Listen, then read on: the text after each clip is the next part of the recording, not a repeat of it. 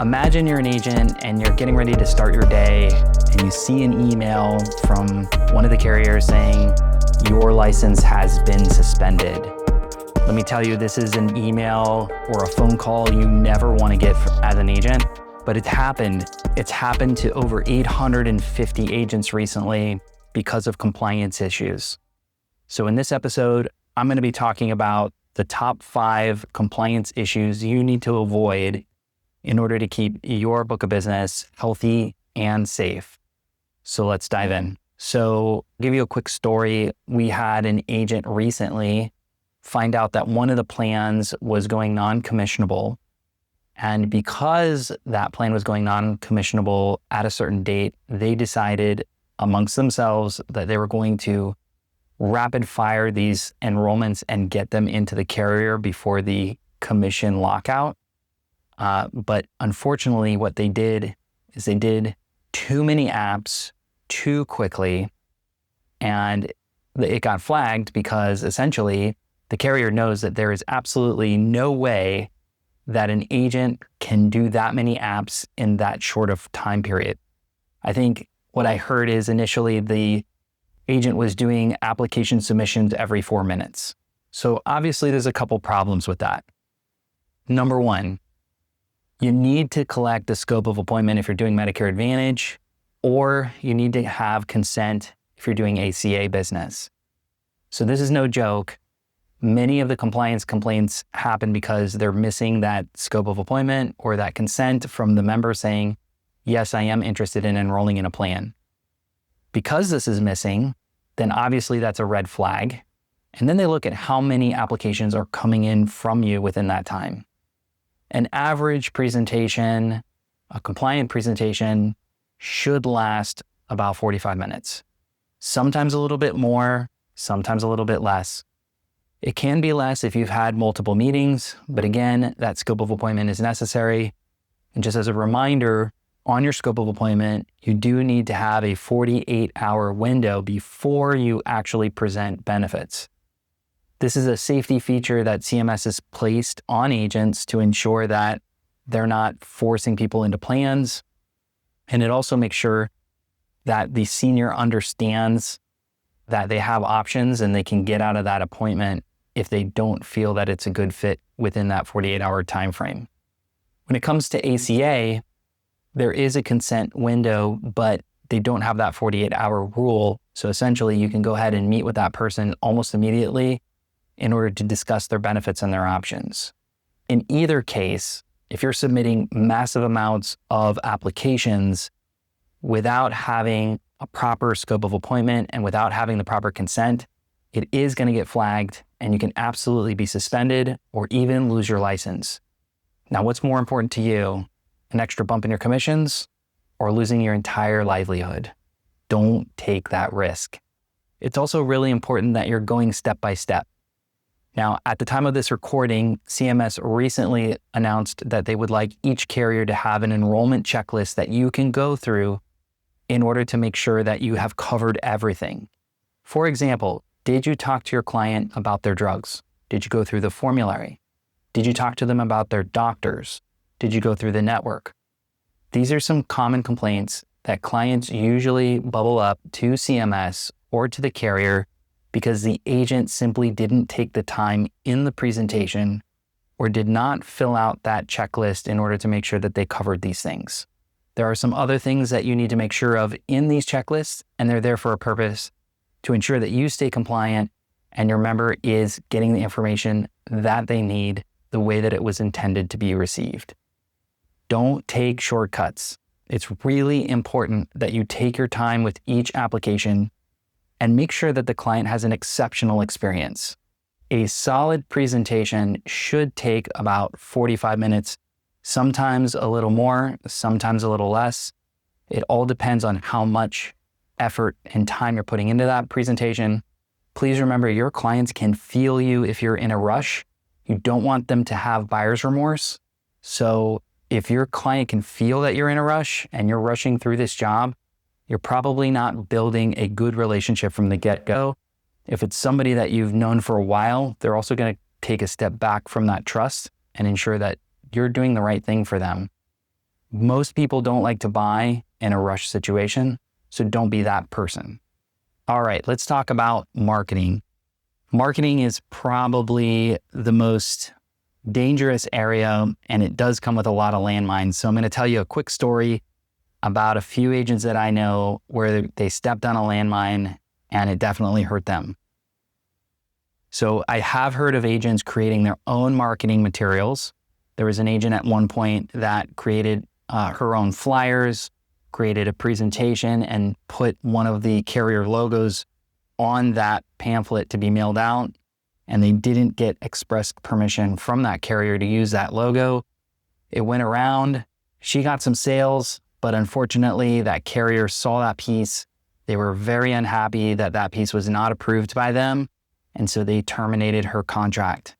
Not only did she lose the new business that she just captured from that marketing campaign, but she lost all of her residuals and renewals that were tied to that carrier, basically losing thousands of dollars just because she didn't get an A-OK from that particular carrier. You don't want to do that. You definitely want to take your time.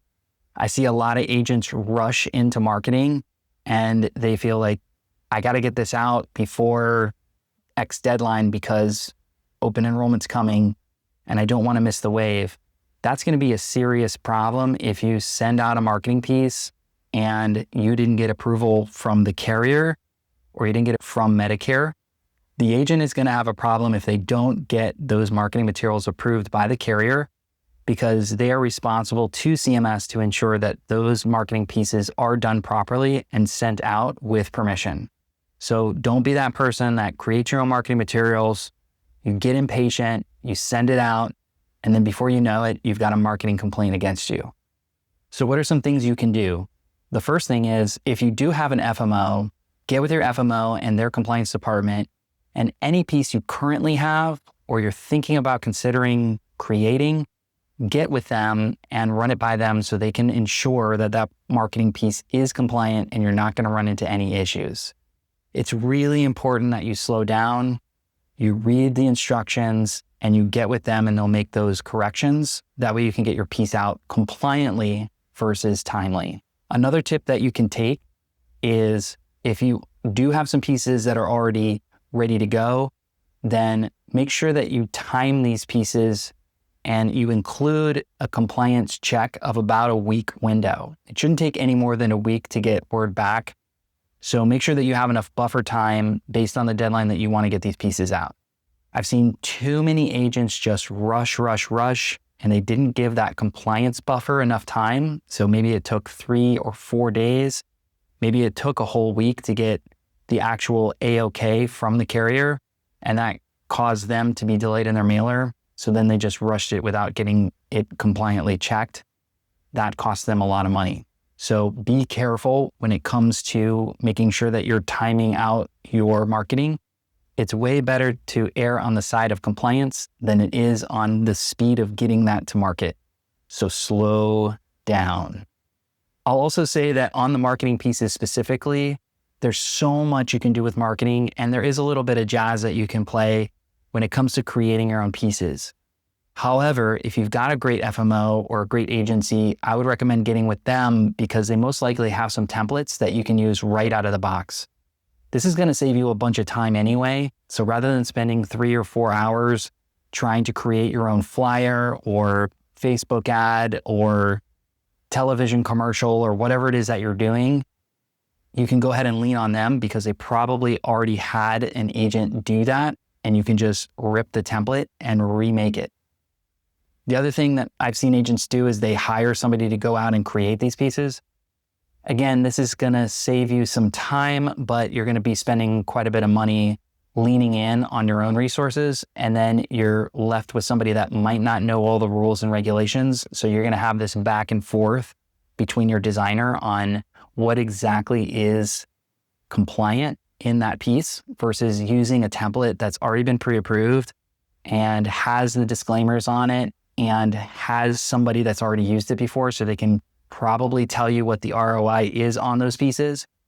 I think it's way better to lean into your agency to ensure that you do have the right pieces in and for the right reasons. The absolute worst stories that I've heard out in the field is unauthorized enrollments. There's no reason to do that. This did happen to a personal friend of mine where she got enrolled into a plan, had medical procedures already set up, ready to go on her previous health plan. And because the agent switched her plan without her knowing, she was blocked from getting any type of care. And this affected not only her, but her daughter as well. So these types of things do happen. It is unfortunate and really terrible practice that anyone would ever consider enrolling somebody without their consent. As an agent, you don't really think about the effects of doing an enrollment, but this is also another reason why you want to go through that checklist, because in the checklist, it asks you, do you have any upcoming medical procedures? And if you do, you want to make sure that this enrollment is not going to upset anything that's already set into place.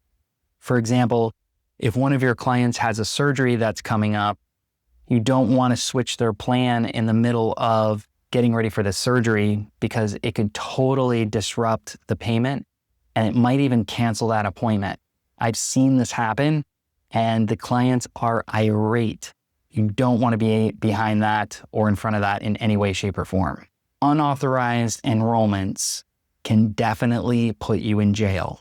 We are starting to see cases where CMS and healthcare.gov are investigating this with the DOJ, and we have seen people go to jail for unauthorized enrollments.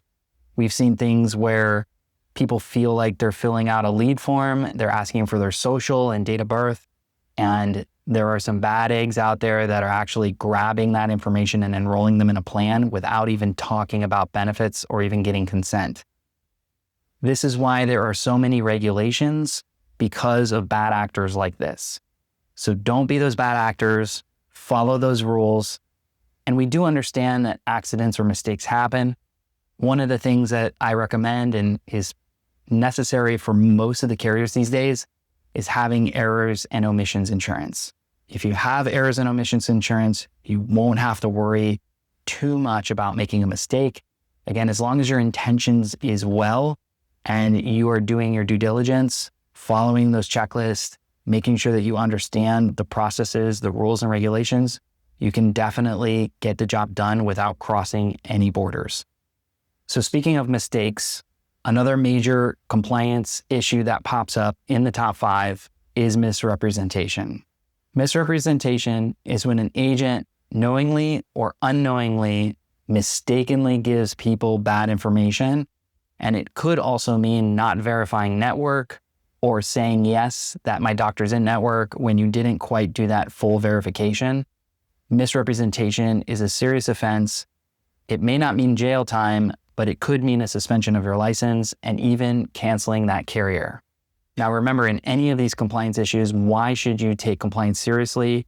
Well, if you're concerned about getting paid, if you have a compliance issue and they shut down your license or they cancel your contract, they do have the right not to pay you your commissions anymore. So you can say bye-bye to that monthly check that you get and all the hard work and residuals that you built up over the years. Don't take that risk. This is exactly why compliance is at top of mind at all times. Do the business the right way. Don't take shortcuts, and definitely don't misrepresent. There are so many promises out there from the carriers and from the plans that clients do get confused. So take your time, even if it seems like you've already talked to them about certain issues, such as, are those drugs covered? What would the cost be? I can't even tell you how many times clients call in because they go to the pharmacy the first part of the year and they realize that that medication is not covered or the copay went up, and the agent rushed through that presentation saying, yeah, your medic's covered, but they didn't cover the prescription drug deductible or what the new copay would be in 2020, whatever plan year that's coming out to. So it's really about slowing down, making sure that you're verifying that information. I think clients know it is A-okay if you don't have the answer right away. So if you're forthcoming and saying, you know what, I don't think I know that answer, let me double check or triple check to ensure that that is right before we do this enrollment. Now, we live in an age where technology makes it very, very easy for us to do enrollments. So it's no problem to say, we can finish this application over the phone. You have the enrollment data, hopefully, and you can go ahead and plug that in and get the enrollment done over the phone or online. Don't rush through it just because you have another appointment, or don't rush through it thinking, yeah, I know this, I think, because those are the ones that come back and haunt you. And then you're spending more time and energy defending yourself than if you just took the right path forward. So what are some things that you can do today to really ensure that you're following the guidelines and making sure that compliance is top of mind? Study. Did you go through the new Medicare marketing guidelines yet? Have you looked at the website? Have you gotten with a carrier partner? Have you attended a training on compliance? If you have any doubt on whether or not you're doing the business correctly, stop what you're doing and see a mentor, see a coach, see your agency, see a carrier, but see somebody. The last thing that I'm sure you don't want is to hurt anybody. That's not what you're looking to do. You're looking to help people out there. And so unfortunately, agents move too fast and it could cost them their license. And we don't want that to happen to you. So slow down, get help, ask for help, and do the right thing always. It will pay dividends, I promise. I would say that not a lot of people like to talk about compliance, but it is essential that we cover these things so you can cover yourself. This business can be very lucrative, but only to those agents that really take their time, do the business the right way with the right framework, and go slow. And in the military, they say, slow is smooth and smooth is fast. So make sure that you're going slow so you can go smooth. And the smoother you go, the faster it'll seem. Take compliance seriously and ensure that you put it forefront in everything that you do, from the enrollment process to marketing to client retention. All of these are key points in where compliance comes into play. How are you representing yourself out there? How are you showing up for your clients? Are you doing the right thing? And if you're not doing the right thing, then it is going to come down eventually, and you don't want it to come down on you. Remember, guys, you're building a book of business here, and you don't want to put any of that in jeopardy. Take your time, do the enrollment the right way, and it will pay in spades. That's all I have for you today. In close, I just want to say thank you very much for watching this channel. The only thing I ask is that you subscribe, whether you're listening to this on Spotify or you're watching this on YouTube. We'd really appreciate it if you hit that subscribe button. And also, if you'd like to know when we're going to launch the next episode, you do have to turn on your notifications so that way we can let you know when the next episode lands in your inbox. Until then, I'm Justin Jacobs. This is closed. You have a nice day.